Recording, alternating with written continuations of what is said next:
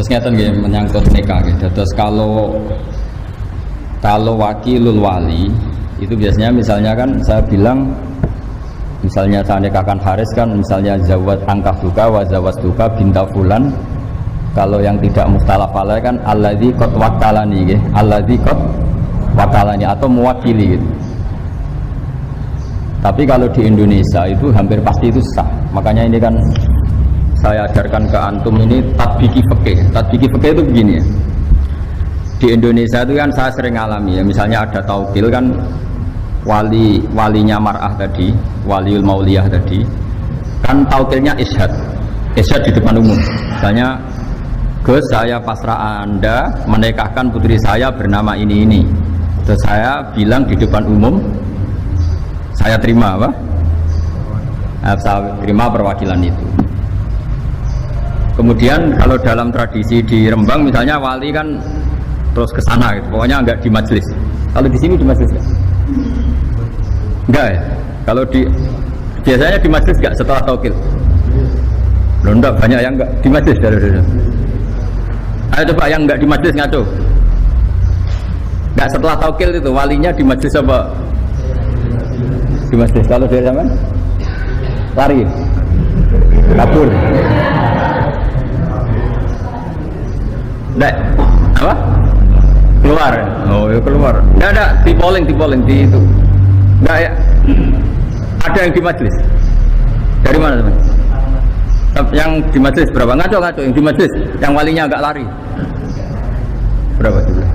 Dua. Nah ini penting ya, karena nanti turunan hukumnya itu begini ya. Maro'ahul muslimuna hasanan bahwa indawohi hasanun. Karena ini sama-sama resiko, ini saya jelasin. Itu kalau di kifayatul akhyar itu kan ada satu pertanyaan ya, yang meskipun kitab itu digugat orang banyak. Digugat orang apa? Kan kalau syarat nikah yang pokok kan wali, ya, zaud. Berarti berapa? 2 ya.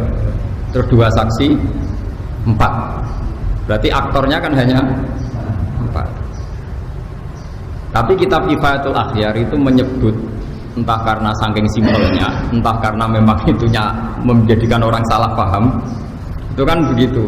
Kalau wali sudah memasrahkan ke seseorang, kemudian wa aqdal wakil, maka tidak sah.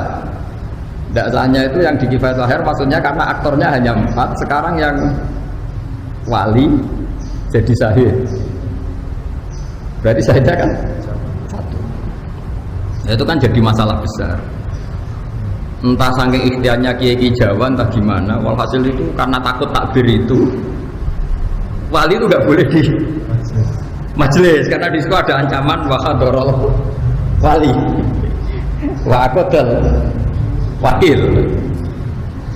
Paham sih kalau maksudnya? Padahal suratul mas'alah itu beda dengan yang kita alami, karena kita alami itu kan saksi banyak sekali. Paham nggih? Wali wis wong ra kanggo, pokoke wis bar nyekseni ya sudah. Sehingga wali ketika tidak mengatakan saya ini mewakili, wali apa wakilul wali tidak mengatakan alladzi qad wakalana itu mewakili, ini kan sudah diisyhadkan apa? Itu sah karena suhud atau saksi itu kan tahu semua kalau kita ini hanya menikahkan atas nama apa? Wakil. Tapi kalau kebalikannya, misalnya saya menjadi wakilnya Haris dalam menerima nikah, katanya misalnya angkah duka wasbagini, terus saya hanya bilang qabil tu nikah wa taswija bil mari mafkur, saya lupa atau sengaja bilang lagu, maka ini untungnya ulama bilang batal. Nggak ada ulama yang mengatakan itu menjadi milik saya. Abara payu rapi Pak Haris kan. Nah, padahal tadi karena kalau dalam konteks qabil tu nikah wa taswija bil madhkuri itu kalau nggak bilang lagu, untungnya ulama bilang nggak sah. Ini masih untung tidak diputuskan milik wakil. Ya ini kan jelas. Fa'ilam yakul lahu wa nawahu lam yasihan nikahu li anna syuhuda al mustarad huduruhum bi kama taqaddam latila alahum alaninya. Ini penting kolaborakan karena nanti itu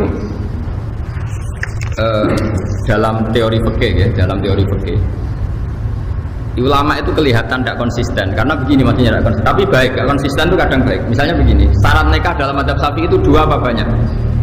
Tidak jauh, kan hanya 2. Tapi di takbir-takbir itu misalnya seperti ini, lam yasihan nikahu li anna syuhuda al mustarad huduruhum fihi kama taqaddam. Itu li anna syuhud, bukan li anna syahidan, tapi li anna syuhud. Karena dalam madzhab Malik, ini dengarin ya. Nanti saya bacakan di Mizan Kubro. Tadi saya sengaja bawa kitab Mizan Kubro. Kalau menurut madzhab Malik, 2 saksi itu tidak syarat sahnya nikah. Paham ya? Tapi yang karena pikirannya Imam Malik begini, kira-kira begini. Saksi itu gunanya apa sih? Supaya nggak ada juhud, nggak ada pengingkaran. Oke. Kalau sarannya nggak ada pengingkaran, harusnya itu nggak perlu saksi, yang penting terkenal. Jadi misalnya Haris nikah, dinikahkan wali terus diumumkan di pondok PMH ini. Alhamdulillah sekarang Haris sudah laku. Nah, apalagi bikin surat edaran gitu. Berakhir sudah masa lajang gitu. Atau masa nggak laku sudah selesai gitu. Nah, ini penting karena filosofi fikih nanti dibalik-balik itu begitu. Ya ini misalnya, ini peringatan bagi kita semua. Jadi kalau Imam Malik ini kelirunya orang-orang yang kawin sirri ya. Kadang-kadang pikirannya kalau misalnya dia wakilah, sahid itu tidak syarat. Saya ulang lagi ya. Misalnya dalam kitab Kutubul Madzhab al-Arba'ah, kadang itu kan dipotong. Terus di situ diterangkan wakilah, sahid itu tidak syarat sah. Jangan kira kalau misalnya madzhab Malik mengatakan syahid itu tidak syarat sah, kemudian ini nggak terganti oleh aturan yang lain. Paham ya maksudnya? Makanya kenapa kiai-kiai kita itu anti talfek, anti intikal madzhab. Sebetulnya bukan masalah intikalnya. Nggak ada jaminan kalau kata-kata ini diket atau ditaksir, diikhtisor, kemudian nggak ada syarat lain. Ini misalnya saya bacakan ya. Nah ini supaya kulino saja ya, bahwa di masalah-masalah nikah itu masalah sing yuftatu fil afdha malah yuftatu fi wiriha. Eling-eling napa yuftatu fil afdha malah yuftatu napa fi wiriha. Jadi yang terkait perempuan itu untuk sahnya itu lebih ikhtiyat ketimbang urusan yang di lain masalah perempuan. Ini kalau baca gitu. Ini kitab Mizan Kubro yang relatif setiap intikal madzhab itu ada penjelasannya. Wa min dzalika qaulu a'immati salasa innahu la yasihhu nikahu illa bi syahadatin. Ma'a qauli Malikin innahu yasihhu min ghairi syahadah. Memang teksnya innahu yasihhu min ghairi. Tapi kamu jangan mengira bayangannya terus hanya kamu dan wali kemudian sah. Sama seperti misalnya Abu Hanifah bilang nikah itu sah tanpa saksi, tanpa wali. Jangan kira tanpa wali itu tidak ada wali. Maksudnya Abu Hanifah itu gini. Tetap dengan wali, tapi yang penting dia memberi izin, tapi tidak harus dia yang menikahkan. Gak apa-apa perempuannya menikahkan sama orang lain, pasrah orang lain. Sementing walinya memberi izin. Orang kok tanpa wali, tanpa pamit itu enggak. Paham ya? Nah ini kalau bocor. Jadi itu memang resiko orang-orang wong jeneng kuwaco. Kalau bocor. Ma'a qauli Malikin innahu yasihhu min ghairi syahadatin.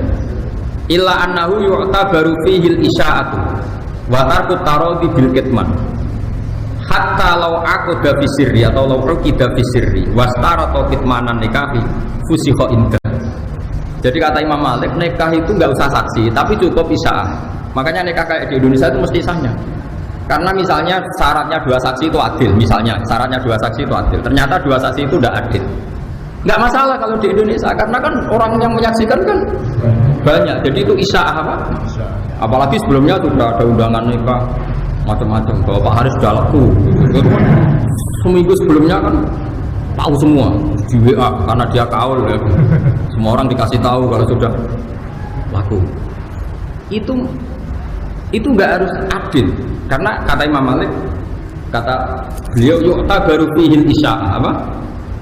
Isya'ah itu terkenal dari kata sya'ah, no? Sya'ah itu maknanya apa? Terkenal kayak ayat innal ladzina yuhibbuna an tasyi'al fahisha menjadi terkenal. Juga boleh. Nah, terus sekarang andekan 2 saksi itu fasik. Kata Imam Malik boleh, kata Abu Hanifah boleh, kata Imam Syafi'i enggak. 2 saksi itu harus adil. Wa amal fasikoni fa innahu yahsulu bima al isaatu bin nikah. Wa dzalika kafin fil khurus an suratin nikah sifat. Jadi misalnya ada saksi itu fasek-fasek, enggak apa-apa, malah fasek itu cangkeman, anggar wong diceritani. Ini kita. Jadi butuhnya itu kan perempuan ini jelas miliknya ini. Kalau miliknya ini nggak ada saksinya kan, misalnya ada mbak-mbak cantik kan, suatu pondok punya harapan semua. Nah itu kalau ada orang nikah secara sirri kan, ternyata harus dinikah orang kan kecewa. Nanti kalau ujuk-ujuk hamil juga orang curiga. Tapi kalau isya'ah kawinnya terbuka, yang berharap ya wis putus asa, paham ya? Nanti misalnya hamil ya jelas asal usulnya karena sudah nikah. Makanya kata Imam Malik, saksi loro itu, saksi dua itu filosofinya bukan saksinya, tapi isya'ahnya, no? Paham ya? Paham gitu. Terus ini penting ulang. Jadi ini filosofi nikah. Ya, filosofi nikah misalnya menyangkut dua saksi macam-macam. Itu kadang dua saksi. Ketika misalnya Anda baca kitab apa Madzhabul Arba'ah, wakila misalnya atau waqala Malik ya suhu nikah bila syahid atau bila syuhud. Ini jangan menjebak Anda lalu Anda berspekulasi nikah tanpa saksi. Karena sebenarnya Imam Malik mengatakan tanpa saksi itu ora perlu nunjuk saksi dua terus yang tanda tangan dua seperti dalam tradisi kita, enggak. Maksudnya enggak terus tanpa itu enggak, yang penting isya apa? Tadi misalnya di majlis ini hari saya nikahkan, nggak apa-apa misalnya nggak ada saksi, ya apa-apa kan mus ini ya saksi gitu. Jadi cara Imam Malik saksi itu bisa diganti apa? Isya. Makanya kenapa kiai-kiai itu mati-matian melarang santri sinau fiqhul madzhabil arba. Karena mesti rawi pengarangnya ini main potong saja, main apa? Ketika Imam Abu Hanifah mengatakan bila waliin, itu maksudnya bila wali yang mengijabkan, bukan berarti tidak mensyaratkan izinnya wajib. Paham? Jadi ini masalah-masalah yang apa, anak-anak Ma'had Ali itu harus tahu. Jadi itu ya, jadi apa, masalah-masalah seperti ini kita harus tahqiq ya. Terus sekarang ini yang khas-khasnya orang alim ya. Kamu juga harus tahu. Misalnya ada suratul masalah. Ini dengerin ya. Wali menikahi mauliyahnya. Wali harus menikahi yang dinikahkan. Mungkin kalau fikih anak-anak yang masih ngaji fikih belum panjang kan kayak mukhal. Karena berarti wali itu kan bayangannya orang kan bapak. Masa bapak menikahi putrinya? Kan tidak mungkin. Tapi sampean kan Ismail Ali, ada saja wali yang nanti itu menjadi suaminya yang diwaleni. Yaitu tadi misalnya bapaknya mati kan ditimbah. Rata-rata mbah mati tanda mati kan, itu kalau bapak mati mbah mati kan diganti akun sakik, masih haram lagi kan. Tapi nanti kalau akun sakik ini mati diganti apa? Ibnul Ah. Berarti Ibnul Ah sama yang diwaleni kan misanan. Paham ya? Berarti mungkin saja ada suratul masalah di mana wali ini calon zawj. Paham ya? Kau coba yang wali bapak tok, oke, nah bapak kan jelas gak mungkin nikah sama putrinya, mbak, tidak mungkin. Sekarang coba bapak kalau mati diganti siapa? Mbak, tapi nggak boleh kamu bahasakan mbak, kriminal, harus dibahasakan abul ab, apa? Karena kalau kamu bahasakan mbak, bisa mbak dari ibu. Ini tidak wali, harus setel ya. Bapak dan jat, harus ditekoi ini, jat maknanya abul ab. Karena kalau kamu bilang mbak tok, nanti resikonya oh nambah kok ibu bolong-bolong, karena kalau orang Jawa mbah itu bisa. Makanya sekarang saya tanya, kalau bapak mati, mbah mati, walinya siapa? Akun sakit. Kalau akun sakit gak ada, Ibnul Ah. Sekarang Ibnul Ah sama yang dinikahkan misanan kan? Misanan itu sah nikah enggak? Salah. Padahal kalau nanti wali-wali akrab itu mati semua atau hilang, walinya kan misanannya itu. Jebule ingin sendiri. Tahu? Ini Mahatali, jadi gue keren-kerenan Mahatali tau bakas semua. Tapi kadang dia ini raro. Mikir boleh bujur doa di ramutollah nih. Nah itu pun ya, makanya itu pun didiskusikan oleh para ulama. Atau sebaliknya seorang perempuan yang nggak punya wali, walinya qadhi atau hakim. Ternyata yang ingin nikah hakim itu juga. Ini saya bacakan misalnya. Wa min dzalika qaulu Abi Hanifah wa Malik. Inna waliyal mar'ati binasabin aw wala'in aw hukmin. Karena bisa jadi wali itu kan kadang unsur genetik, nasab atau wala. Kalau sekarang nggak ada ya, karena nggak ada budak. Atau unsur dia punya wilayah, punya syaukah, yaitu kalau yang terkenal disebut qadhi atau siapa? Sultan ya. Kalau di sini mungkin naib ya. Lahu ayuzawwija nafsahu minha alal itlaq. Dia karena posisinya misanan kan tetap hukum dasarnya boleh nikah. Problemnya kalau dia nikah kan ya dia juga yang menikahkan karena dia wali. Wah, senang peking. Dan kita mahat ali ini, gaya-gayanan kan. Ya, di Imam Mahat Ali mau ijazah terus goblok malah sini-sini mau. Ya. Ma'a qauli Ahmad innahu la yuzawwiju nafsahu minha illa bi tariqi tawqilihi ghairuhu. Wa dzalika li alla yakuna mujiban qabilan. Solusinya apa? Cara Imam Ahmad solusinya eba-ebane wali tadi taukid.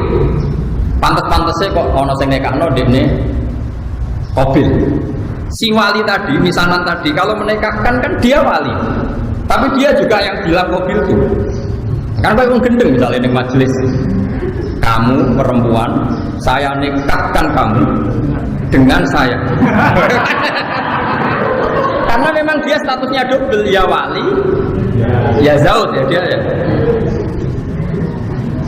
Ya tadi dalam suratul masalah, sing wali itu orang yang boleh menikahi. Ya. Kalau bapak kan bilang nggak boleh menikahi putrinya, mbak nggak mungkin, paman nggak mungkin. Tapi kan ada kemungkinan setelah ini tek semua kan misalnya. Ya sesuai urutan yang di Kitabul Asobat. Pokoknya walhasilnya ada suratul masalah, sing wali itu sah nikah dengan yang diwaleni, ya Pak.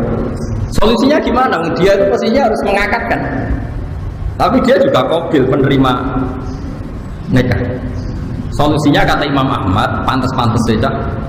Jadi yang bilang gini, misalnya saya bilang, "Wes, aku akad no." Dan yang punya otoritas tauqil memang saya, karena saya ini wali.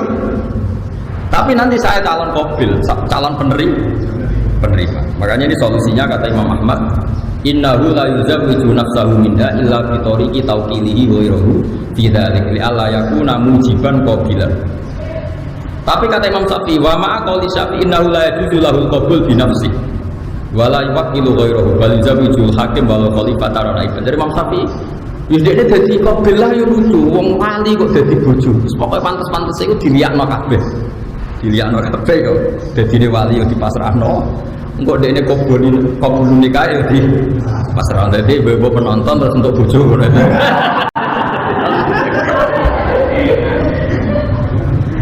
Karena kalau dalam fikih itu ada pantangan ya, istilahnya kalau di Fathul Mu'in itu ada ittihadul qabid wal muqbid. Enggak boleh dalam satu akad ada satu orang jadi dua aktor, namanya ittihadul qabid wal muqbid. Misalnya gini, Haris punya utang saya 1 juta. Ya Haris punya utang saya 1 juta. Terus kebetulan dia juga mustahik zakat. Dan saya juga harus zakat ke Haris. Saya tidak boleh bilang gini, Riz, uang saya yang di kamu 1 juta minongko zakat saya ke kamu. Itu tidak boleh karena Haris adalah qabid penerima zakat. Dia juga mukbid menerimakan zakat ke dirinya sendiri. Kalau dalam fikih kan masalah ittihadul qabid wal mukbid. Ya sama seperti wali yang boleh menikahi yang diwalikan. Karena tadi misanan tadi misalnya suratul masalah apa? Misanan ya dalam jawab bahasa Indonesia apa? Sepupu. Misanan apa? Sepupu ya. Itu kan sudah boleh nikah kan. Tapi problemnya dia itu wali ya Pak. Kalau dia menikahkan dan dia qabil kan ittihadul qabid wal muqbid, dia sendiri yang menikahkan. Mulai nak misanan, duwe misanan ayu penak bisa ngancam. Ora gak tak rabi, ra tak nikahno sapa-sapa. Dimbar dulu. Tapi di fikih itu gampang. Kalau wali nggak mau menikahkan perempuan yang ingin nikah, apalagi perempuan tadi sudah akilah baligh dan menunjuk lelaki yang disenangi, itu kalau wali menolak disebut wali adil. Kalau wali adil itu sulibatil wilayah, hak walinya dicabut. Jadi itu masih ada peluang. Jadi ini kalau ngancam dibalik diancam, nggak apa-apa, malah wali kamu hilang, nggak kabur.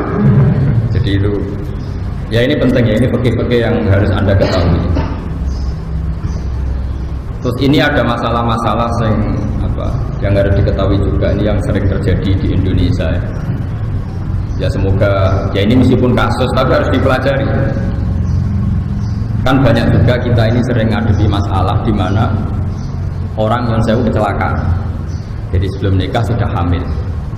Itu sampai sekarang jadi perdebatan. Ya sebelum nikah sudah hamil. Itu baik dinikahi yang menghamili maupun enggak. Itu ada iddah apa enggak? Saya ulang lagi ya. Kalau dinikahi orang yang menghamili atau enggak, itu perlu iddah enggak? Karena posisi apa? Kecelakaan hamil, posisi menghamil. Nah, karena perdebatannya ulama itu satu, ketika ada ayat wala tangiku manakaha abaukum minan nisa illa maqad salaf. Itu nikah maknane akad, apa nikah maknane wati? Wati itu hubungan intim. Kalau selain mazhab Syafi'i mengatakan nikah di situ maknane baik nikah sah maupun nikah atau wati. Sehingga misalnya Zaid punya bapak, yang bapaknya Zaid itu mensetujui Sri zina. Itu Zaid itu nggak boleh menikahi Sri karena Zaid ini dianggap juga anaknya Sri. Karena selain mazhab Syafi'i kalau maknanya gini, kamu jangan mewati orang yang pernah diwati bapak kamu, sehingga memasukkan zina, memasukkan nikah sahih. Jadi nikah sahih yang masuk itu, nikah zina apa? Zina juga. Tapi kalau mazhab Syafi'i enggak, nikah itu kalau tidak sahih atau hubungan intim kalau tidak sahih itu nggak mutabar, apa? Nggak mutabar. Sehingga ini agak dianggap hamil, sehingga ya tidak ada iddah. Makanya ada kiai Jawa, makanya nanti tak polling semua. Di daerah kamu kalau ada orang kadung hamil, rata-rata dinikahkan nunggu lahir apa enggak? Enggak, polling. Di daerah kamu mungkin pernah dengar. Enggak usah nunggu kelahiran tuh. Kok pengalaman deh, sempurna kan? Tidak, di polling aja ini dijawab karena agama ini butuh konsensus. Saya sudah bilang tadi, maro'ahul muslimuna hasanan bahwa indawahi hasan. Saya sendiri munfarid atau ahadi. Saya nggak boleh berstatement hukum sendiri, harus nunggu konsensus. Saya ini termasuk orang bisa baca kitab, tapi kalau saya ada kejadian, pasti saya tanya zaman bapak kayak apa, Mbah Mun kayak apa, dulu zaman Mbah Zubair kayak apa. Karena kita butuh konsensus, paham ya? Karena ini masalah ijtihadiyah, itu yang mengesahkan adalah konsensusnya ulama, disebut apa? Ijma. Tidak sama saya tanya, kalau ada orang hamil sebelum nikah, lalu kalau mau nikah, baik sama yang menghamili maupun enggak, nunggu melahirkan enggak? Ya enggak yang betul. Enggak ngaco. Enggak kan? Alasannya apa coba? Loh kok enggak, itu bukan alasan kultural, enggak alasan fikihnya kenapa? Karena tadi kalau dalam mazhab Syafi'i yang dikatakan hamil menjadi hukum iddah yang hamil yang karena akad sahih. Nasab juga sama, yang dikatakan nasab saya lewat nakah sahih. Sehingga dalam mazhab Syafi'i misalnya ada seorang hubungan intim zina terus punya anak putri. Setelah itu 3 bulan dia nikahi. Anaknya nanti bapaknya nggak bisa jadi wali karena anaknya putri tadi tidak bisa intisab ke bapaknya karena produk ilegal. Makanya kita sebagai kiai itu sering bilang gini, misalnya ada orang nyun sewu hamil 3 bulan, terus yang menghamili mau nikah, mau menikahi, oke kita nikahkan tadi, karena takut kalau gak dinikahkan nanti zina lagi macam-macam. Itu pasti kita bilang begini sama bapaknya, nanti kalau anak kamu perempuan kamu tidak walinya, karena ini kadung 3 bulan. Sebenarnya karuan anak ini tidak faktor produk nikah sahih, sehingga intisamnya anak tadi kalau putri nggak bisa ke bapak. Paham ya? Ini kamu harus ngomong gitu. Ini kulil haqqa walau kana murran, kamu jangan diem. Nanti kalau kamu diem, anaknya nanti dinikahkan bapaknya. Sebenarnya dia bapak betul karena memang mani yang jadi dia anaknya, tapi tidak bapak cara syar'an karena produk dan nikah sahih. Kalau sampai kamu tidak ngomong, kemudian nanti anak tadi besar dinikahkan bapaknya tadi, itu nggak sah karena bapaknya kakeknya tidak walinya, ya tidak wali karena tidak nikah apa. So, ini masalah-masalah yang sering terjadi, makanya saya membantu Anda. Tak tunjukkan takbirnya atau nasnya ulama dulu, nanti dimusyawarahkan sama Pak Haris. Tapi jangan hanya musyawarah. Carikan kasus masalah ini yang sudah terjadi di masyarakat. Biasanya kiai setempat Anda kayak apa? Karena ini penting. Saya bahkan berpendapat bagus-bagusnya hukum itu kalau kiai sing ra ngalim yang nglakoni. Itu berarti jadi konsensus. Jadi apa? Konsensus. Ini penting saya aturkan. Begini misalnya, saya itu berkali-kali berdoa sama Allah. Kehebatan orang Indonesia itu sing ra roh hukumnya ketok alim. Gara-gara dia dikonsensuskan. Hukum itu kalau saja misalnya begini, ada orang fasik gak sholat, dia gak sholat, gak zakat, gak puasa, tapi menjadi gerakan massal di Indonesia. Namanya ngawinkan putri itu harus undang kiai. Sehingga orang nggak sholat, nggak zakat, nggak puasa, kalau putri nikah yang undang kiai. Ini jadi konsensus. Sehingga orang fasik sing gedeng kiai lama, pendak ngawekno anak itu undang. Akhirnya nikah ini bisa berjalan secara syar'an. Karena kiainya datang terus tanya, ini ada hubungan kerabat enggak, mahram enggak, rodok enggak. Kalau sudah memenuhi syarat, dinikahkan secara sah. Meskipun orang ini benci kiai, tapi dia dipaksa oleh satu komunitas nikah undang kiai ku elek koyo rasa. Ini pentingnya konsensus. Padahal si walinya tadi gak ngerti pentingnya kiai, bahkan benci kiai seumur-umurnya. Nah menurut saya dalam konteks seperti ini kiainya wajib datang, karena dengan dia datang berarti nikah yang terjadi adalah syar'i. Begitu juga saat tadi ngaji di Bojonegoro di Jepara sama Gus Zobur tadi, hukum itu contoh gampang tuh orang mati. Saya contohkan, saya ngaji di mana-mana tak contohkan. Orang minum atau minum oplosan terus mati. Bapaknya ya fasik peminum, anaknya fasik peminum, mati minum oplosan. Jadi konsensus, pokoknya kudu ngundang kiai. Sehingga si mayit yang oplosan pun kita sholati, kita kafani, kita mandikan ala Islam. Karena harus jadi konsensus, wong fasik lah itu butuh perlakuan seperti itu butuh, paham ya maksudnya? Ini penting harus kita pertahankan. Jangan sampai nanti orang fasik punya model sendiri dalam menyelesaikan jenazahnya. Karena orang soleh tidak mau datang, terus orang fasik punya tandingan kaifiyah merumat jenazah. Ya kalau mati ya ini arah, terus pinggirnya ada wong ceki. Makanya menurut saya orang fasik pun kalau mati kamu harus tahlilan, mesti gerem-gerem lah tadi. Bagaimanapun ini menetapkan tradisi. Kalau sampai kita tidak mau tahlilan hanya karena dia mati bunuh diri atau mati apa tadi itu oplosan, nanti kalau nggak ada tahlilan mereka bikin tandingan tradisi, yaitu kiai ragu tahlili yang harus tangguh cekit, tangguh remi. Nanti kamu yang salahkan Allah karena tradisi yang sudah benar, yang orang fasik pun melakukan, kamu tidak mau hanya karena risi mayatnya itu fasik. Makanya saya lagi-lagi butuh konsensus. Kita ini sebisa mungkin hukum yang digandaki Allah dan Rasul jadi konsensus. Hatta alal fasik, sampai orang fasik pun terpaksa dengan tanda kutip terpaksa melakukan hukum. Itu juga yang digandaki Allah. Ikhtiar tau'an au karha. Kalau ada hukum Allah itu harus terjadi. Tau'an au karha. Baik kamu suka ataupun enggak suka. Orang fasik itu enggak suka kiai. Tapi di Indonesia itu alhamdulillah kalau nikah maupun mati itu butuh. Tetap kadang kiai ini kalau untuk khawarit mutung malah.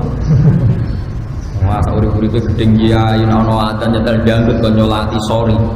Ini rodok geblek ya seperti itu. Tidak boleh. Kita nyolati itu bukan demi mayitnya, demi kelangsungan tradisi Islam merumat jenazah. Paham ya? Karena kalau kita tidak nyolati, kemudian mereka punya tradisi sendiri, kita malah repot. Paham sih kalau maksudnya? Terus kedua, kalau mayit ini mati karena oplosan, terus kamu membaca sholawat dalam tahlil, membaca la ilaha illallah. Saya sering ditanya Kiai, tetap yang untung kamu. Kan hadisnya man sholla alaiya wahidatan shollallahu alaihi asr. Siapa yang baca sholawat saya satu diberi sholawat Allah 10. Sekarang yang dapat pahala itu yang baca sholawat apa mayitnya? Yang baca kan. Masa kamu ngamal soleh rugi? Mangko la ilaha illallah dalil dakhalal jannah. Yang baca la ilaha kamu apa mayit? Kamu kan ngapain kamu rugi? Masa ibadah rasa rugi? Semuanya itu fasik lah dan urusan ini pengen. Bener kok itu tadi. Wa mayamut walam yantuk min dzambihi fa amruhu mufawadun birubi. Semati untuk urusan pangeran. Sementing kita menjaga tradisi. Jangan sampai orang fasik ini punya tradisi baru hanya karena kita tidak mau melangsungkan tradisi yang sudah jadi konsensus. Itu tadi misalnya orang fasik, orang mati oplosan pun kan kalau mati ngundang kiai. Orang fasik pun yang gedeng kiai kalau nikahkan putrinya kan ngundang. Itu saya mohon sekali kalau nggak ada unsur kamu harus atau perwakilan. Yang penting tradisi ini kita apa?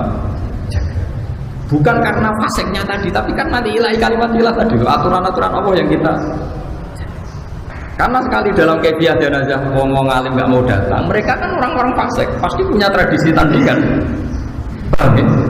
Pasti pondem sambil ngeringkut, cemplung no. Nang mati, wes.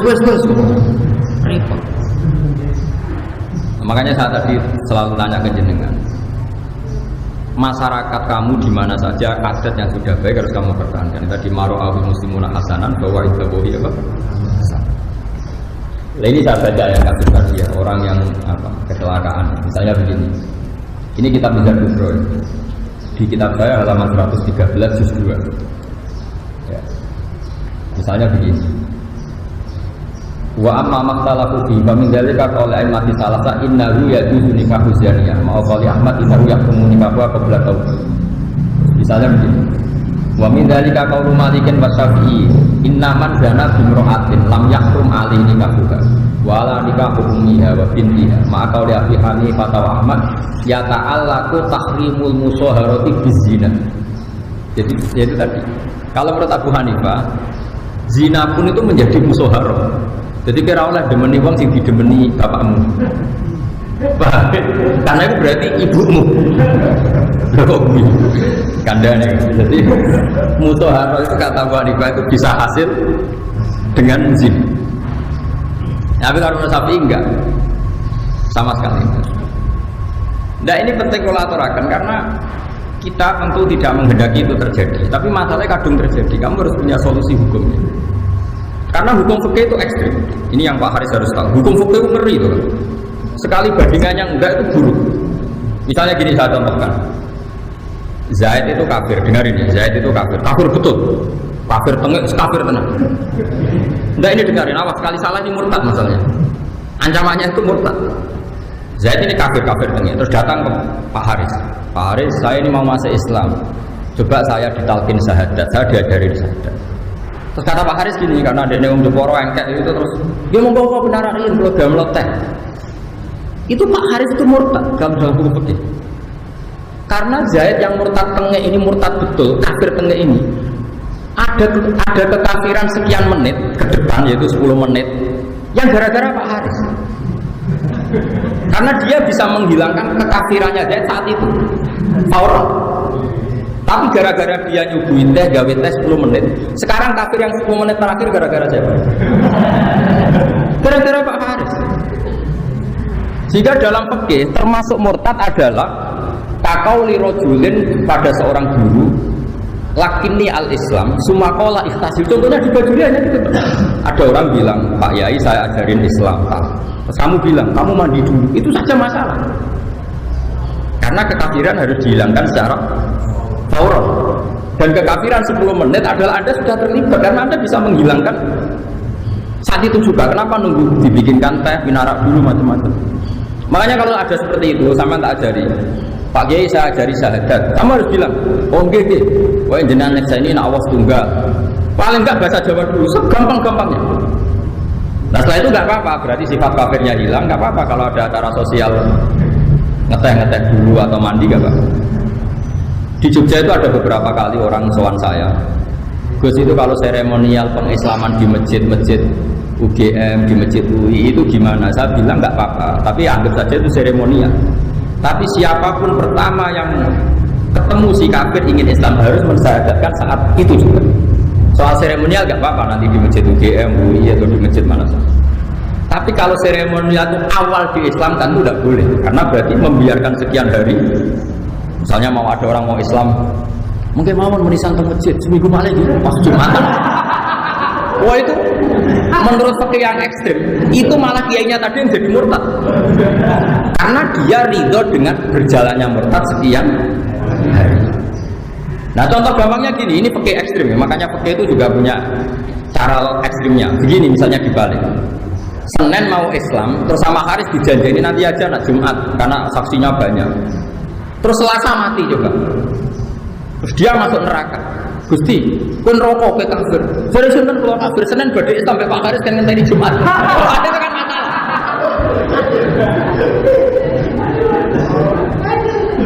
Paham ya? Loh, saya pernah ngalamin tuh. Saya tuh mau jamaah asar. Ini kisah nyata ya. Saya mau jamaah asar. Ada orang soal saya, terus anak kalau nikahkan karena kerja di Malaysia, saya takut macam-macam. Terus ini mumpung di rumah. Oh enggak. Saat ini gitu. Ini kalau sholat asar, kalau pas mau komat. Ya kalau sholat kan sering banget. Mungkin gak dasar kalau mereka. Boten tuh dia seminggu malah wong. Dereng persiapan macam-macam. Oh betul kurang kalau seminggu malah. Nah saat ini kalau nikah anak boten. Mungkin soal PPN macam-macam telepon kalau kan jauh itu anak kiai nak omong kan mandi jadi uang ngerti jadi kiai nyorok kan harus repot karena pikiran saya sederhana kalau tidak saya nikahkan saat itu kemudian nyuwun saya kalau dua sejoli ini punya adat nyuwun saya misalnya punya adat zina misalnya jadi ini bukan nuduh misalnya zina yang kemarin-kemarin itu tidak tanggung jawab saya tapi kalau zina malam nanti makanya kalau ada kasus seperti itu saya harus melakukan faur. Paham ya? Waktu 10 dari persiapan gampang Pak, penting akad sih. Enggak acara seminggu kas kok. Akhirnya dia siap. Iya. Karena tadi logikanya kecuali orang ini terbukti soleh ya, cuma SMS-an tok. Ya kan kejelok raine kan ketoro.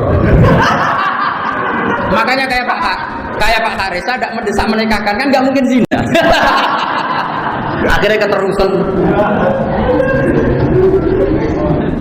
Sebetulnya Pak Haris bisa ngancam saya, awas gue agak boleh nikah bahaya loh. Oh itu harus saya akadkan sekarang. Justru karena soleh itu kita nggak usah kesusu. Jadi fikih itu punya logika yang ekstrim. Nah ini yang anak-anak matali harus tahu, paham ya? Oh, jangan nuruti hukum kultural.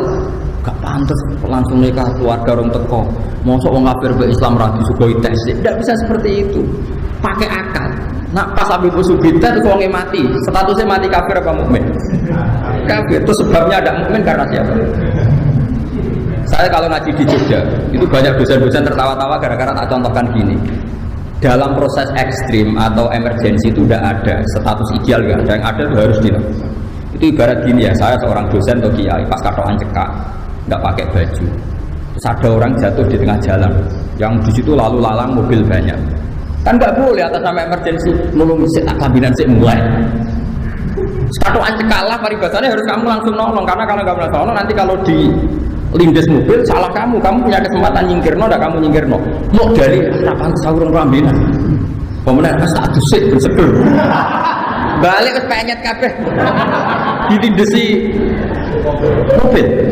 Nah kira-kira analoginya seperti itu. Padahal kafir itu lebih ekstrim ketimbang sekedar nyawa. Sehingga kalau ada orang mau masuk Islam, kamu harus nuruti fauron. Begitu juga nikah, menikahkan orang yang potensi zina atau menurut saya bermasa lalu tidak baik juga harus fauron. Paham ya? Ini hukum. Sama nggak boleh protes pakai rasa. Nanti kalau dibuktikan pengiran repot itu tadi. Ada orang mau masuk Islam Senin, karena umumnya ada seremonial di masjid. Kamu dulu hari Jumat, ternyata Selasa mati. Coba, dia matinya kafir apa mukmin? Kafir karena belum natoko bisa ada kan? Yang salah siapa? Kiai. Makanya di Bajuri jelas ketika Imam Bajuri mencontohkan termasuk kesunatan adalah mandinya orang kafir ketika masuk Islam. Terus Imam Bajuri itu lucu, itu kelihatan ulama sekali. Itu min masnunatil husli itu orang kafir masuk Islam kesunatan mandi. Dia itu cerita yang di kitab takrib. Tapi Imam Bajuri gak mau tahu, malah protes dia. Gak penting bapak adus. Terus dia di sarahnya cerita.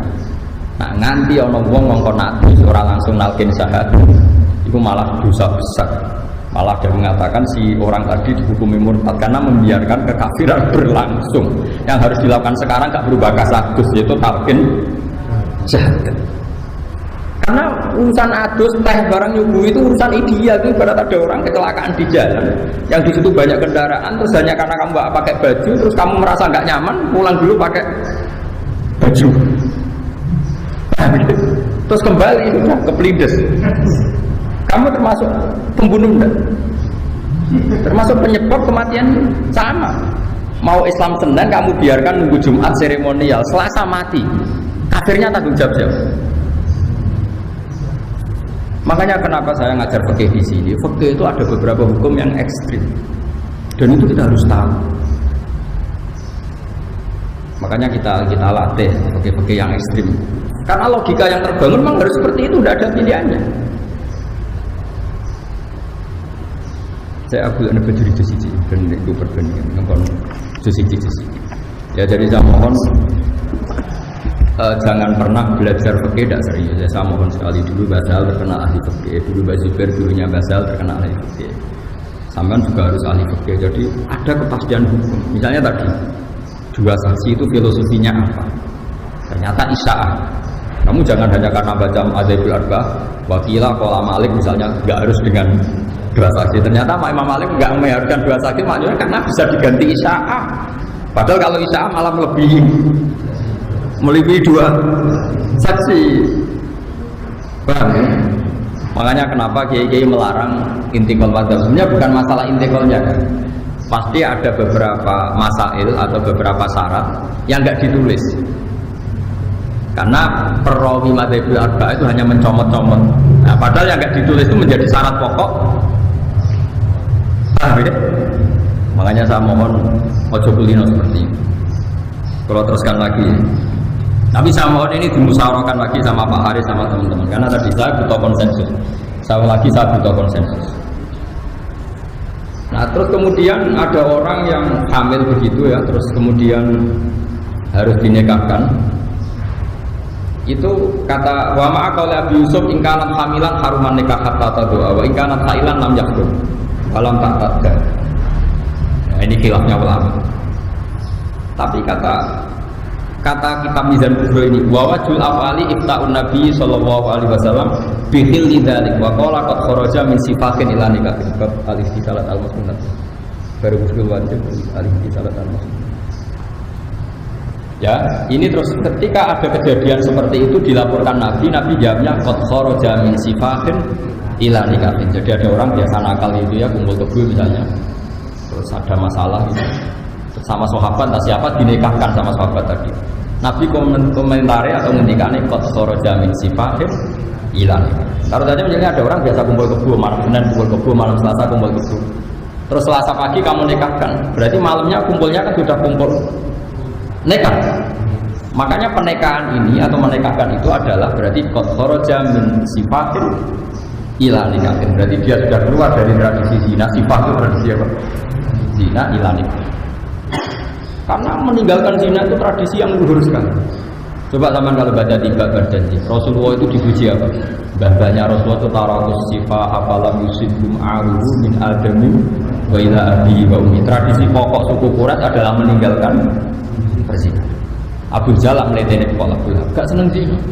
Makanya suku Quraisy itu meskipun gendol lah itu tetap mau. Bujurnya agak tapi mau jenis zina.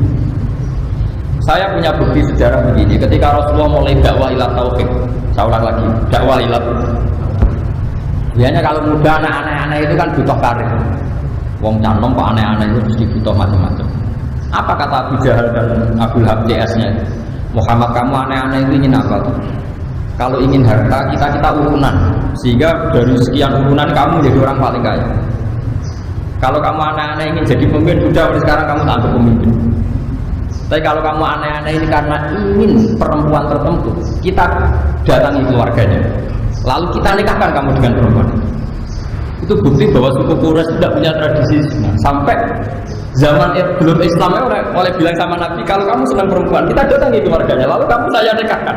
Orang kok, kau nak senang itu, tak terlalu doli, tidak ada seperti itu.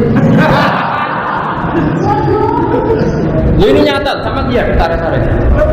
Ya enggak, kalau sampean lihat tarik kan, kalau kami ingin perempuan, kita kawinkan, zawas nakah, bukan dikawinkan. Makanya sifat keluarga Nabi itu apa? Tarotus sifaha falam yusibhum aruhu min adamin wa ila adihi wa ummi.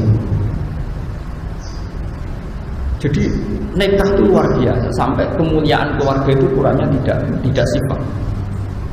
Artinya kalau ada kesempatan nikah, kenapa dibiarkan? Harus dinikahkan. Makanya saya pernah ditantang naik, Gus, nikah seperti ini tuh masalah menurut negara ini. Saya bilang ini, kamu urusannya negara, aku nak gak langsung ya urusanin rokok. Urusanin dipecat atau urusanin rokok, aku urusanku harus sembrono. Kecuali kau belum nanggung neraka, ini siap. Akhirnya dari kau itu tekok. Iya noneka, kau nak ratu nonton tekok rokok, siap. Kau ancaman dipecat ini rokok. Jadi itu hukum masih tunggu.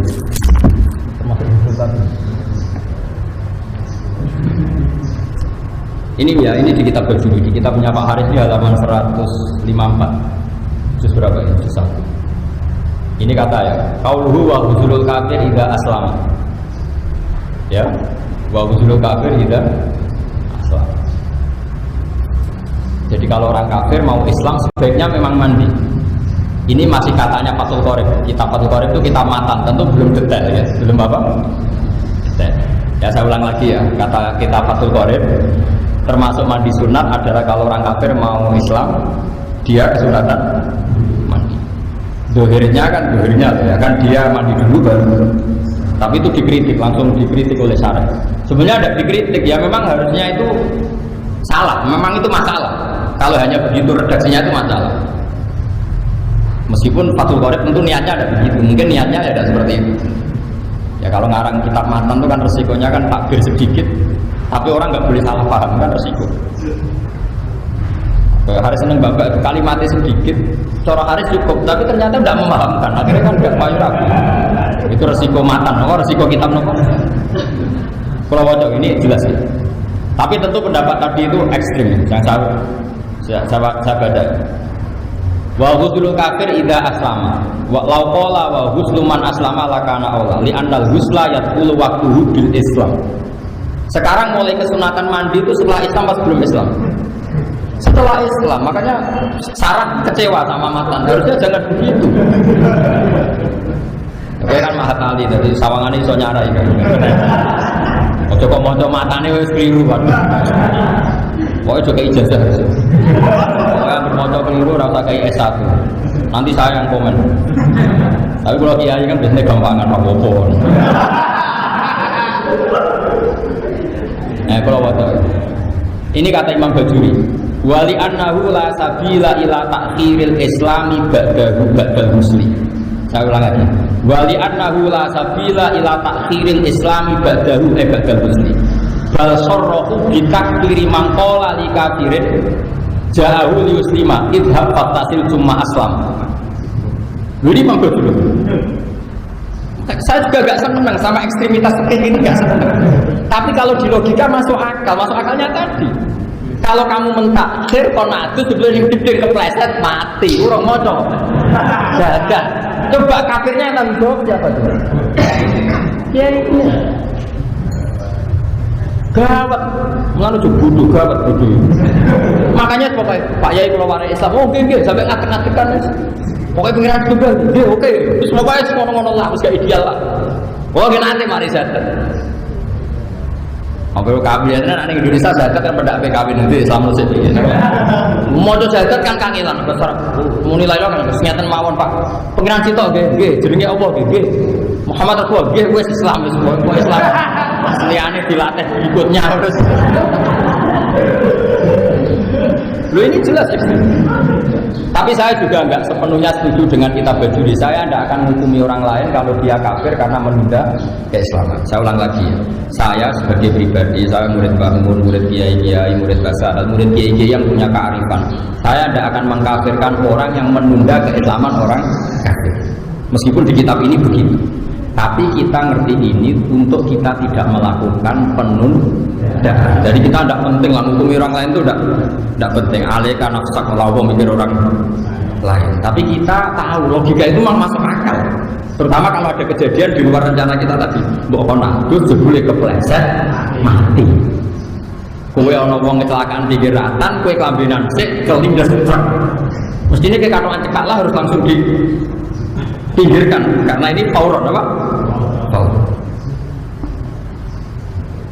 Harus foto gue harus jadi saksi. Di anahula sabila ini harus saksinya dua kalau kita wali anahula.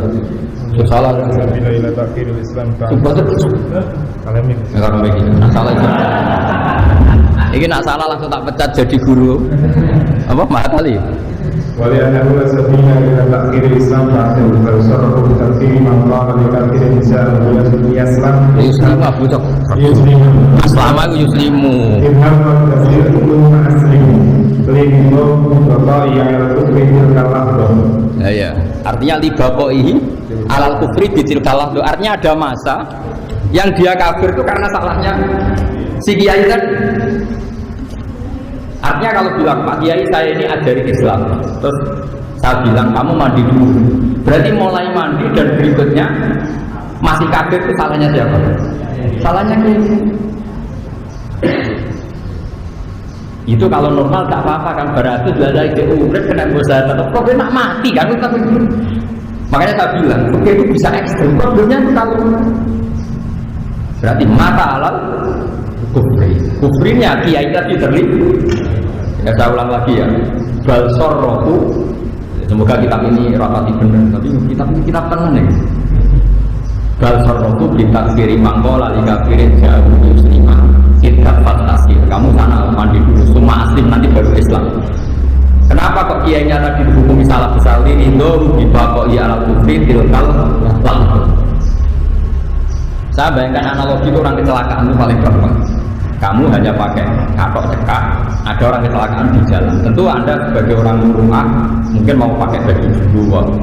Tapi ini bukan kecelakaan. Pas salin kelambi, kelindes tronton. Padahal Anda kan sampai langsung mungkin selamat. Bayangkan itu kafiran ya. Oh bolak-balik dengan pasar. Saya kan kerja di Jogja. Saya pernah punya teman di penerbitan itu.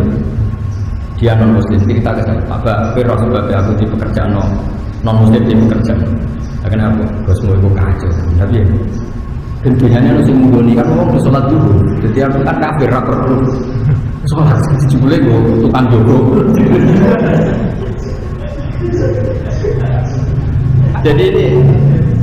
Jadi misalnya kok di percetakan atau di penerbitan lebih jalan ngomong ketemu sampai konsultasi Islam. Pak Kiai saya ingin Islam. Kapan dia baiknya? Sama harus melatih satu itu juga dengan bahasa paling mudah. Karena kan tidak harus bahasa Arab. Semuanya dengan bahasa paling mudah. Jangan ikrarkan atau pengiran semoga ya namanya Allah ya Nabi dalam utamanya Muhammad ya sudah Muslim.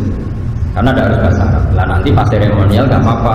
2 minggu lagi di masjid disaksikan orang banyak. Terus ibu bahasa Arab macam-macam lah. Semua orang masalah. Tapi penting selesai dulu kan. Ya sama lah seperti kita nyingkirkan orang kecelakaan di jalan. Orang itu langsung yang kasur kan. Terus yang selokan lah penting orang yang ratan itu. Lah iya kan taruhannya kan orang kok kepengen ideal. Sih boleh nomor ranjam sih. Orang yang RSIC boleh ranjam sih. Malah kepelintis. Dalam kondisi emergensi itu tidak ada kata ideal, adanya pokoknya selesai. Nah ini khawatir saya anak-anak matali itu nggak terbiasa dengan hukum-hukum yang ekstrim. Makanya bohong kalau ada orang bilang fikih itu hukum furu'iyah, nggak mendesak baik. Dalam hukum-hukum seperti ini itu serius ngawur.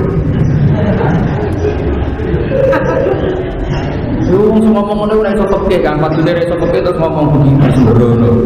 Bapak fikih darani furu'iyah, nah akidah disebut usuliyah.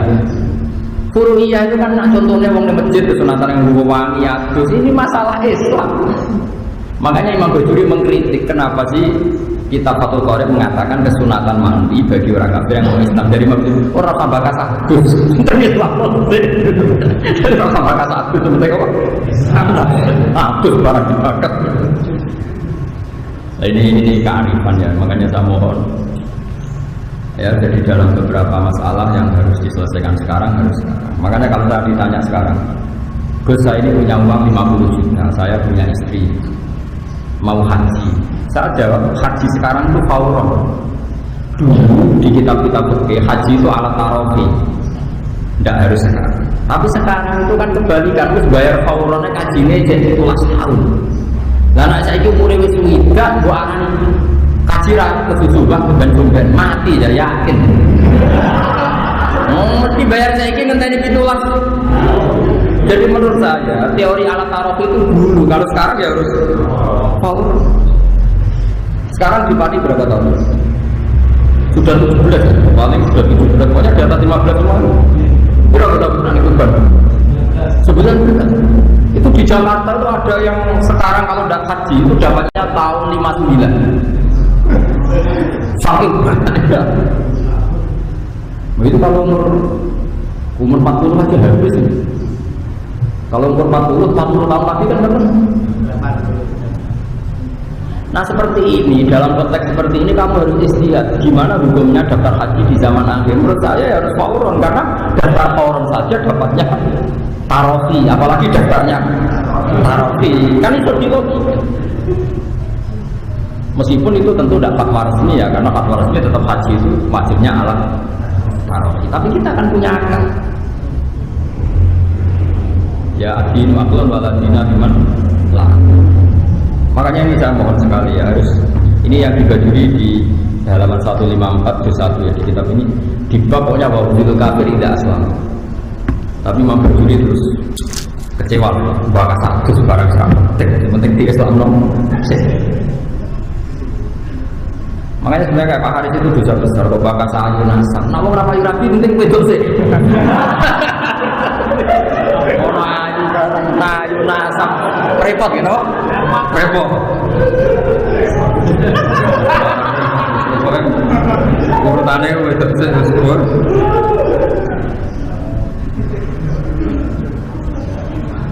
Jadi ini jelas ya, saya pun tidak pernah yakin ya dengan fatwa saya. Coba lah nanti dikonsensuskan apa? Dikonsensuskan. Jadi gue kalau di Mizan Budro itu milik saya halaman 113 juz 2. Jadi jelas ya, ketika ada orang yang biasa nakal nikah, ternyata Nabi itu ikut senang. Beliau ngendikan qad kharaja min sifahin ila nikahin. Jadi misalnya nyuruh saya ada pasangan kumpul kebo, malam Senin masih kumpul kebo, malam Selasa kumpul kebo, terus Selasa pagi minta Anda nikahkan, kamu harus mau. Dengan demikian malamnya dia berstatus nikah. Paham ya? Lalu soal prosedur negara-negara itu diurusi negara nggak apa-apa, kapan-kapan kita daftarkan. Tapi kalau kiai-kiai itu kan tetap koroja mensifakin. Tapi saya kalau di daerah saya biasanya ya PPN terus dipanggil. Panggil BPN nanti didaftar. Ini penting saya aturkan ya. Jadi sampai bayangkan fikih itu fisia. Fisia itu bisa dilihat dengan mata. Caranya tadi analogikan dengan tadi yang saya contohkan kecelakaan. Kalau kita menolong orang kecelakaan di tengah jalan, buat kita sedang pakai celana pendek pun langsung kita tolong. Buat kita tidak pakai baju pun langsung kita. Meskipun kita lempar ke selokan, yang penting nggak di jalan raya. Semuanya nggak harus ideal. Ojo kok pakai ideal, sih tak boleh emosi, tak boleh emosi sing nganti. Nah tak ideal kok pas selokan. Ya ada selokan timbang dilibes. Ini penting kulaturakan. Orang-orang yang tidak ekstrim dalam berpikir fikih itu dikira fikih itu masalah usuliyah semua. Enggak. Fikih yang usuliyah juga banyak. Kayak tadi ja'al kafir li uslima. Kok ada orang bilang idha fatasil summa aslim. Kasus apalagi kasus ini bisa hilang akhirat kalau ternyata dia mati sebelum baca. Jadi bayangkan yang ekstrim, dia mati sebelum baca. Kayak apa? Salah sisi gara-gara nyuguh ikan. Nah caranya sama kali ini jadi alim gitu. Bayangkan hukum ekstrim. Memang gitu latihannya memang seperti itu. Latihan begitu memang melatih itu dengan hukum ekstrim. Makanya kalau di mukadimah kitab-kitab belajar ilmu ini di salamatil abad untuk cari keselamatan abadal abad, yaitu dunia apa?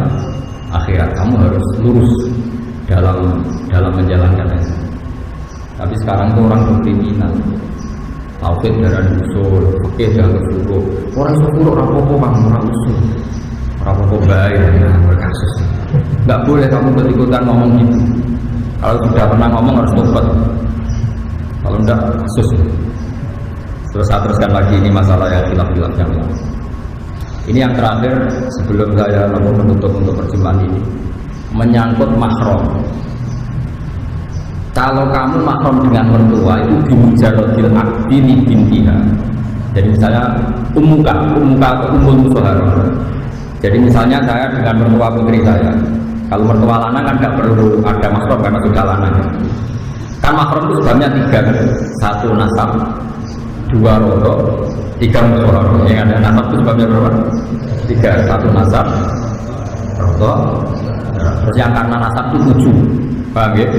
7 diringkas Ki Jawa 5. Makanya Ki Jawa itu pinter, karena Ki Jawa menghitung ibu, putri, bule, ponaan, ya ibu,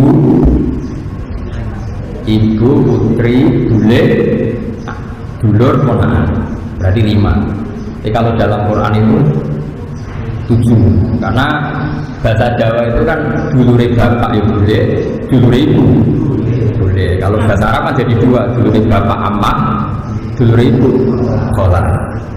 Terus kemudian ponaan, cara Jawa ya 1, ponaan itu dulur lanang ya ponaan itu dulur itu. Makanya jadi 5, tapi di Arab 7. Ya itu ya, hurrimat alaikum ummahatukum 1, wa banatukum 2, wa akhwatukum 3, terus wa ammatukum berarti bule dari bapak, wa kholatukum bule dari ibu, wa banatul akhi ponaan saka dulur lanang, wa banatul ukhti ponaan saka dulur wedok, kan 7. Kalau bahasa Jawa kan seperti ini hilang kan, ponaan atau juga kan bule ya bule, paham ya? Makanya Ki Jawa kadang lebih simpel menghitungnya 5. Terus ada nasab yang karena musyawarah, karena rodul. Wa ummahatukum allati arda'anakum wa akhwatukum bainar radha'ah. Terus ada ketika nasab karena musyawarah, baik musyawarah ke atas maupun musyawarah ke bawah. Ke atas mertua kamu, ke bawah kamu tidak boleh nikahi mantan mantu kamu. Nah ya kan berarti ke bawah. Nah ya, bojone anak berarti kan ke bawah, paham ya? Bojone mertuamu ke atas. Terus yang santri-santri Jawa itu janggal karena kesuwen raro wayo. Itu biasanya dipekik-pekik kan gini, kamu nggak boleh menikahi bojone bapak. Kalau ya ono kadang santri baru tak kok, ya ora ngarane bojoku ora ibu gue bareng. Mergo pikiran iki santri Jawa, bojone bapak itu mbokmu. Nah wong wayo kan ora mesti. Bapak bojone papa. Bojone bapak ora mesti pas ibumu, paham ya? Paham ya? Nanti kena orang kaya kesuwen yo kandel hukum. Saya kira salah yo rapi. Paham ya? Jadi haramnya ibu kamu itu haram hurrimat alaikum ummahatukum. Tapi nanti dipakai ditambahi wa zaujatul dan istrinya bapak. Kadang santri Jawa pikirane, "Bagus istrine bapak itu ora ibu." Ora blok-blok. Ibu itu wis ibu, paham ya? Jadi kalau bapak kamu punya istri 4, yang haram karena zaujatul itu 3. Ini atas nama zaujatul. Yang ibu kamu haram karena ummuka, paham? Jadi tidak iso sing ibumu mbok aran ibu zaujatul aku kriminal mbok. Paham ya? Tapi berhubung ning Jawa kan kesuwen wong bojone mung sitok no. Akhirnya bareng haram rabi bojone bapak. Ya seruan umpamane ibuku ya ora. Jadi kita sing ibumu disebut ummuka. Lah wayane bapakmu disebut zaujatul ab. Dulu nore jawab orang mau nak kita ini biar rumah tiso ya repot. Nah itu aturannya gini dalam ilmu nasab. Kalau mertua ini menjadi mahram di mujarradil akdi. Jadi misalnya Haris nikah sekarang, menikobil itu nikah haha watas hijab gitu. Saat itu juga mertuanya jadi mahram di mujarradil akdi. Tapi kalau kebalikannya Haris nikahi rondo, karena kesuwen Joko tua kadang nggak gini rondo. Itu kalau nikahi rondo, ini putrinya yang perawan tadi menjadi mahramnya Haris, nunggu rondo ini dikumpuli. Paham ya? Tidak di mujarradil akdi. Ya itu bedanya ke atas sama ke bawah. Makanya kalau untuk anak tiri ada ayat waruba ibu umulati fi hujurikum min nisa'ikum allati taqawtum bihin. Macam ada fa illam takunu taqawtum bihinna fala junaha alaikum. Saya ulang lagi ya, jadi kalau kamu nikah rondo punya putri, itu bimujarotil akdi, putrinya belum jadi mahram sohar ya, nunggu sudah hubungan suami istri. Tapi kalau nikahi putrinya bimujarotil akdi, mboknya ini langsung mahram bimujarotil akdi. Ini kalau baca ya, jadi itu kan pakai nikah itu mantap. Kalau usah dipraktek nikah penting ahli begini. Berapa Pak Yusuf? Ittafaqal a'immatu ala anna ummat zaujati tahrumu ala ta'bibi bimujarradil akdi alal binti. Ya jelas ya. Ya, ittafaqal ini enggak ada khilaf-khilafnya, semua ulama sepakat. Ittafaqal a'immatu ala anna ummat zaujati, ibunya istri tahrumu ala ta'bibi bimujarradil akdi alal binti. Paham ya? Dari sekali ngangkati bintiha otomatis bapaknya apa ibunya? Mahram bimujarradil akdi. Nah, paham ya?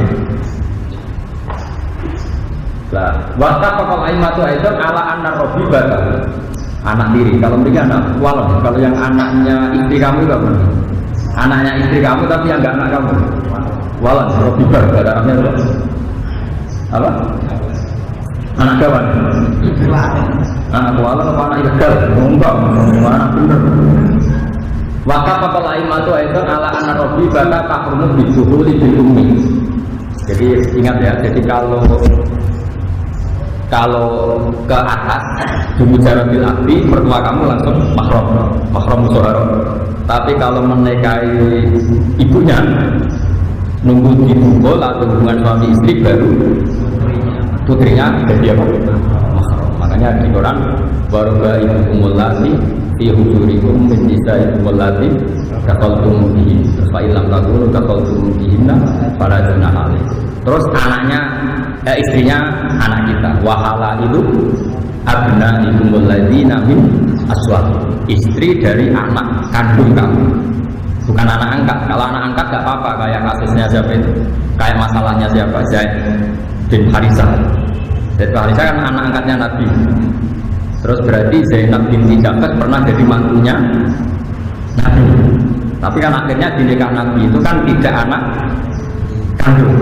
Ya, jadi yang haram itu istri dari anak kandung. Wahala itu abna ikumul ladzina min aslabi.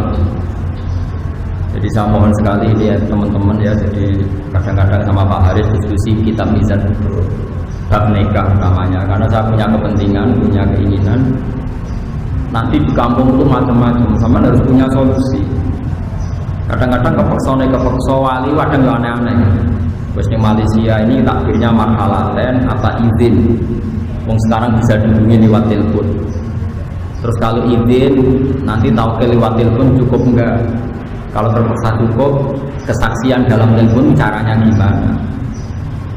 Tapi dengan membaca materi tetap nanti ketemu gambaran, meskipun dulu nggak ada takbir tentang telepon, paham ya? Tapi kamu kalau baca terus dan diangen-angen, nanti tetap ketemu jawabannya. Karena ilmu itu gampang. Kalau jeling dewe bangunan ijazah itu, Bakarim ini atau Bakarim, ilmu itu kayak rontok-rontok kayak maling kayak nakal, bercekel sesuai ngaku. Bakarim dulu itu ngutus bangun, Gus itu mulang. Kalau dereng sakit ngaji kan mulang. Gampang Gus, kita bukan bercekal-cekal ngaku dewe. Kita betul-betul dicekelin terus. Ayo ngaku kayak macam ini. Itu gunanya bakar. Ala Gus kitabku gampang, cekal-cekal sesuai ngaku. Aku macane faslun, aku macane yakrumu, cekal-cekal lotat-lototnya sesuai kan wedi. Mesti ngaku terus kowe maca terus bener bagus. Ngaku. Begini misalnya contoh ya. Saya ini termasuk pengagum kitab Bukhari ya, kitab Bukhari. Saya beri contoh betapa mudahnya istidlal. Mudah sekali istidlal kalau bagi yang sering. Sekarang itu kalau nikah itu pakai lafaz nggak? Nggak, jawab saja. Pakai kan? Segot itu lafaz nggak? Sekarang tolak itu pakai lafaz nggak? Pakai kan? Segot, ya. Sekarang orang yang nggak bisa ngomong, akhros. Orang nggak bisa ngomong tuh kalau nikah gimana? Nggak bisa ngomong. Atau kalau mau mentalak gimana? Nggak bisa. Tentu Rasulullah zaman Sugeng ya tidak sempat menghentikan detail-detail nikahnya orang akhros kayak apa. Kalau sewot ijab kabulnya diganti apa? Misalnya sampai bilang diganti tulisannya kalau bisa nulis ya udah. Tapi Imam Bukhari itu unik. Sama nanti lihat di kitab Tolak. Imam Bukhari itu ketika begini. Ini apa loh? Babu sihati tolakil akhros. Bab tentang sahnya menceraikannya orang yang akhros. Artinya orang akhros bagi suami menceraikan istrinya. Terus beliau bilang hadasana terus lucunya ketika gini. Qala Rasulullah sallallahu alaihi wasallam, ana wa kafirul yatim kahadaini fil jannah. Wa asyara ilal musabbihah wasabab wa asyara ilal musabbihah wasabab wal wusta. Wes situ. Asyharu tis'un wa isruna wa aqda yadayhi hakadha wa hakadha wa hakadha. Wa hakadha. Terus gitu. Salat Aisyah itu data yaumin. Terus ditanya sama orang, fa asarat nahwas sama. Intinya Imam Bukhari itu cerita. Dulu Rasulullah ketika memberi penjelasan ana wa kafirul yatim kahada ini bejana saya dan para penanggung orang yatim seperti ini nanti di surga. Berarti saking apa? Cegahnya.